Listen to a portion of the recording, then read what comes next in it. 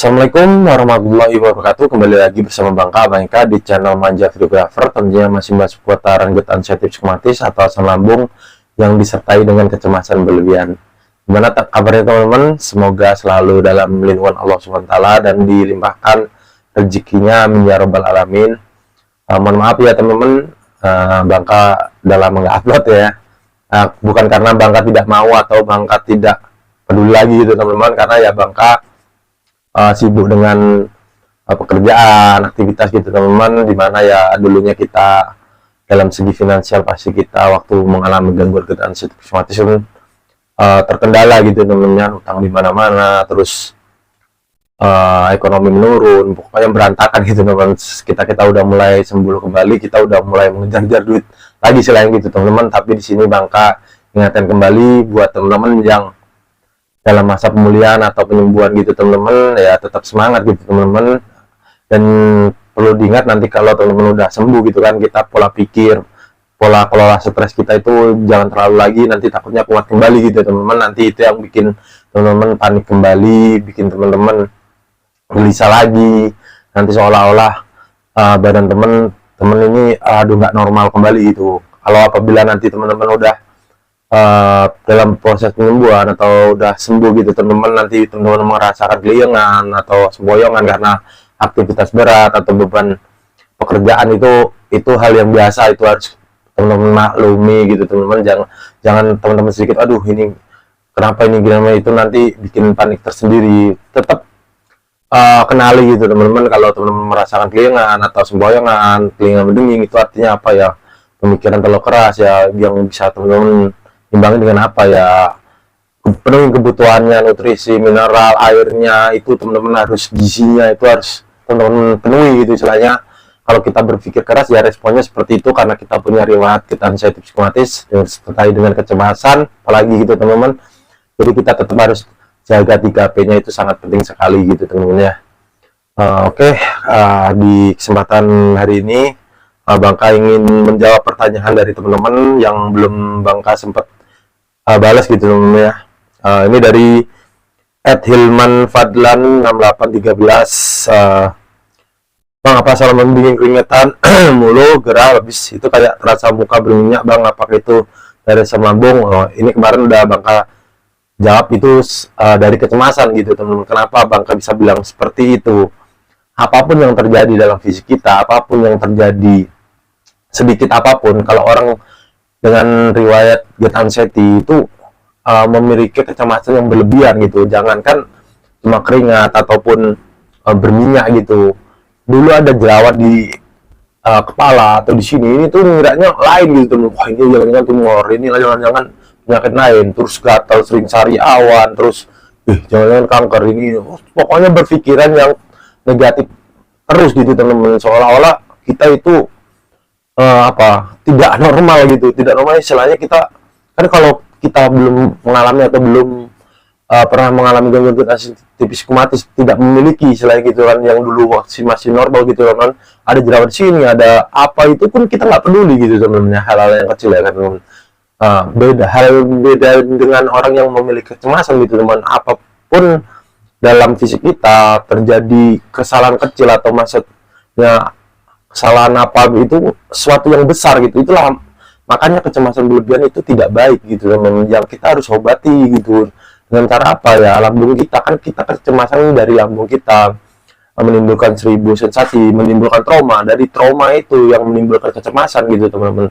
Jadi yang bisa teman-teman lakukan apa ya, obati lambungnya, jaga pola makannya, pola pikirnya, 3P-nya itu penting. Nanti kecemasan semakin menurun, lambung kita udah normal, nanti kecemasan kita menurun.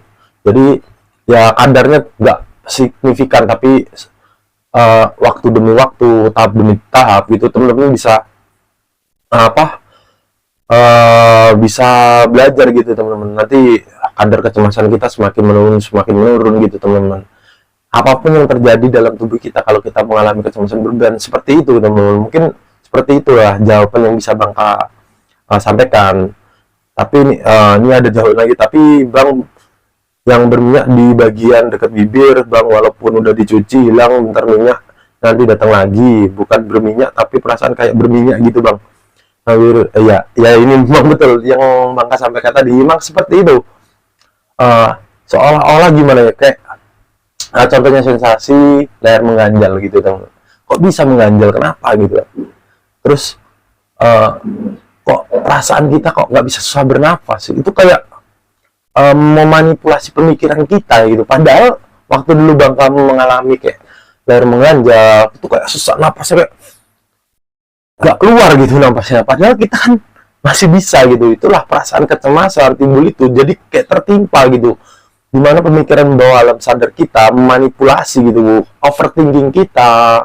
Itulah yang membuat kita seperti itu teman-teman. Makanya itu tidak baik sekali teman-teman. Apapun yang kita lakukan gitu, nanti kita pengen jalan sana, nanti tiba-tiba pingsan gimana, terus gimana, pokoknya pemikiran kita muter di situ teman-teman. Itulah namanya yang punya kecemasan berlebihan, itu ya sesuatu yang tidak baik gitu teman-teman. Karena melakukan sini nanti kita tiba-tiba ketabrak gimana, pokoknya negatif thinking, overthinking itu selalu kita pikirkan kalau kita mengalami anxiety psikomatis. Makanya kita beraktivitas itu serba susah gitu.